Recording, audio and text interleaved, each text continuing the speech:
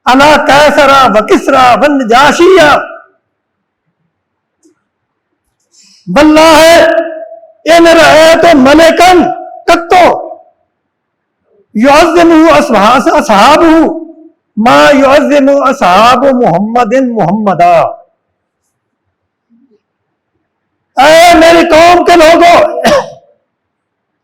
ये बात अच्छी तरह सुन लो कि मैंने बड़े बड़े बादशाहों के साथ मुलाकातें की हैं और उनकी रियाया को, उनकी कदर करते हुए, उनकी ताजीम करते हुए देखा है। मैं कसम उठा के ये कहता हूं, मैंने आज तक कोई बादशाह नहीं देखा कि उसके साथी उसकी इतनी ताजीम करते हों जितनी ताजीम मोहम्मद रसूलुल्लाह के साथी उनकी करते हैं। और फिर उन्होंने बताया कि वो कैसी ताजीम करते हैं।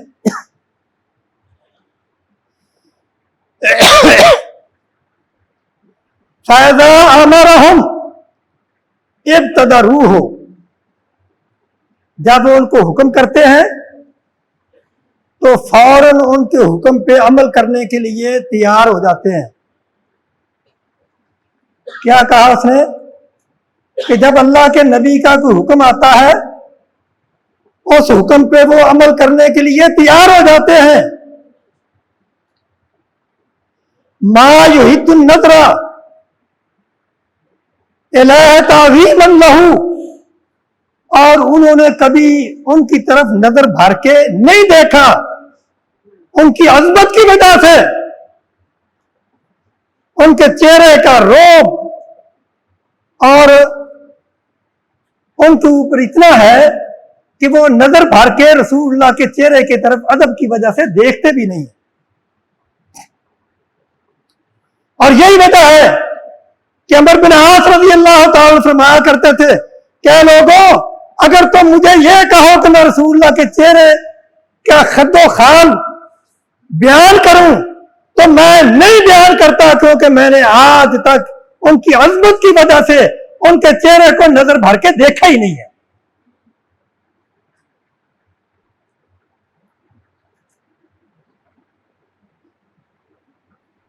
ये ताजीम करते थे। और इसलिए रसूलुल्लाह सल्लल्लाहु अलैहि वसल्लम ने फरमाया, क्या लोगों, मेरी ताजीम करो लेकिन हदूद के अंदर रह के। जो अल्लाह और अल्लाह के रसूल ने आपकी ताजीम की हद मुकर्रर कर दी है।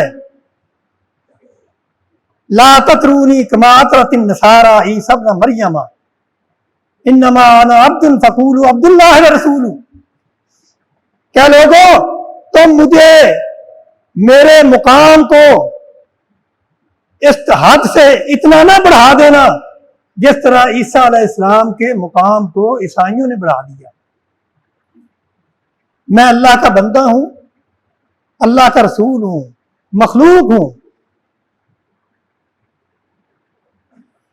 तो लिहाजा रसूलुल्लाह सल्लल्लाहु अलैहि वसल्लम की ताज़ीम यही है कि हम आपकी लाई हुई शरीयत को मेहमान तस्लीम करें और ये समझे कि अल्लाह के नबी जो दीन दे के गए वो दीन कामिल था।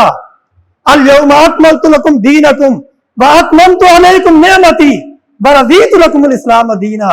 और ये हमारा अकीदा होना चाहिए कि अल्लाह के रसूल ने जो नेकी के काम थे वो बता दिए, जो आपने नहीं बताए वो नेकी नहीं है। और हमारा यह भी अकीदा होना चाहिए कि अल्लाह के रसूल सबसे ज्यादा अल्लाह से डरने वाले, सबसे ज्यादा इबादत गुजार। और यही वजह है कि अल्लाह ताला ने फरमाया, क्या लोगों, मैंने तुम्हें ऐसा रसूल दिया है तुम्हारे लिए लाज़िम है, लक़द कान लकुम फी रसूलिल्लाहि उस्वतुन हसना लिमन कान यरजुल्लाह वल यौमल आखिर व ज़करल्लाह कसीरा, कि तुम मेरे रसूल को अपने लिए उस्वा बनाओ। क्या हम अकायद में उसवा बनाने के लिए तैयार हैं। अल्लाह के नबी तो एक अल्लाह को मुश्किल कुशा समझने वाले, हाजत रवा समझने वाले, और एक अल्लाह को नफे नुकसान का मालिक समझने वाले, और कब्रों पे सजदे करने वालों की मुजम्मत करने वाले। लेकिन हमारे यहाँ क्या है, कब्रें भी पक्की हैं, जो रसूलुल्लाह ने कहा है हमने उसके खिलाफ ही करना है। हमारी अक्सरियत ऐसी है। न हमारे अकायद वैसे जैसे रसूलुल्लाह के थे, न हमारा अखलाक वैसा जैसे रसूलुल्लाह का अखलाक। आप निहायत आजिज़ी करने वाले और हम अकड़ खां। आप लोगों के साथ अच्छे अखलाक से पेश आने वाले, और हम अल्लाह के घरों में, मस्जिदों में भी अपने भाई नमाजियों के साथ अच्छे अखलाक से पेश नहीं आते। जरा सी कोई बात हुई, फौरन शोर मचाना शुरू कर दिया। हालांकि रसूलुल्लाह सल्लल्लाहु अलैहि वसल्लम का फरमान है कि तुम में से बेहतरीन आदमी वो है जो अखलाक के लिहाज से अच्छा है, और मैं तुम सब में से अखलाक के लिहाज से अच्छा हूं। आपका अखलाक तो ये था कि आपके सामने एक सहाबी ने, जो नवाकफ था मस्जिद के एहतराम का उसे इल्म नहीं था, वो आया मस्जिद के कोने में पेशाब करना शुरू कर दिया। सहाबा डांटने के लिए लपके, लेकिन आपने मना फरमा दिया कि इसे कुछ ना कहो। जब वो पेशाब से फारिग हुआ, आपने सहाबा को कहा कि एक डोल पानी का लाओ, इसके ऊपर बहा दो, ये जगह पाक हो जाएगी। और उसे अपने पास बुला के ये समझाया कि ये मस्जिदें ये इस काम के लिए नहीं है, ये तो अल्लाह के जिक्र के लिए हैं, ये तो नमाज के लिए हैं, मस्जिदें लड़ने के लिए नहीं, शोर मचाने के लिए नहीं। रसूलुल्लाह सल्लल्लाहु अलैहि वसल्लम का ये भी उसवा है कि अगर कहीं किसी जगह मुसलमान मजलूम हो तो दूसरे मुसलमानों को उनकी मदद के लिए पहुंचना चाहिए। अब आपने देखा कि फलस्तीन में जो मुसलमान हैं उनका क्या हाल है, कितने सालों से, 70 सालों से इसराइल उन पे जुल्म कर रहा है। और ये बात याद रखें कि जुल्म की एक इंतहा होती है, और हम ये दुआ करते हैं और मुसलमान हुक्मरानों से भी ये अपील करते हैं कि इन मुसलमानों की अखलाकी और मादी और माली हर तरह से जिस तरह तुम उनकी मदद कर सकते हो उनकी मदद को पहुंचना चाहिए। क्योंकि आप भी इत्तेफाक करते हैं कि नहीं? आप की तरफ से, सारे लोगों की तरफ से ये मुतालबा है। हम अपील करते हैं अपनी हुकूमत को, और अपनी हुकूमत की वसातत से दूसरी मुसलमान हुकूमतों को ये अपील करते हैं कि इनकी जहां तक हो सके इनकी मदद करनी चाहिए। इतना जुल्म कि उनके बच्चों को कत्ल किया जा रहा है, जबकि इस्लाम ने, यानी ये बड़े मुहज्जब बनते हैं और इस्लाम को कहते हैं ये दहशतगर्द है। इस्लाम ने यह तालीम दी है कि बच्चों को कत्ल नहीं किया जाएगा, बूढ़ों को कत्ल नहीं किया जाएगा, बीमारों को कुछ नहीं कहा जाएगा, और औरतों को कुछ नहीं कहा जाएगा। लेकिन ये इन लोगों पे चुन चुन के बमबारी कर रहे हैं। अल्लाह ताला इन मजलूमों की मदद फरमाए, और अल्लाह ताला इन जालिमों को कैफरे किरदार तक पहुंचाए। सुभान रब्बिक रब्बिल इज्जति अम्मा यसिफून व सलामुन अलल मुरसलीन वल्हम्दुलिल्लाहि रब्बिल आलमीन।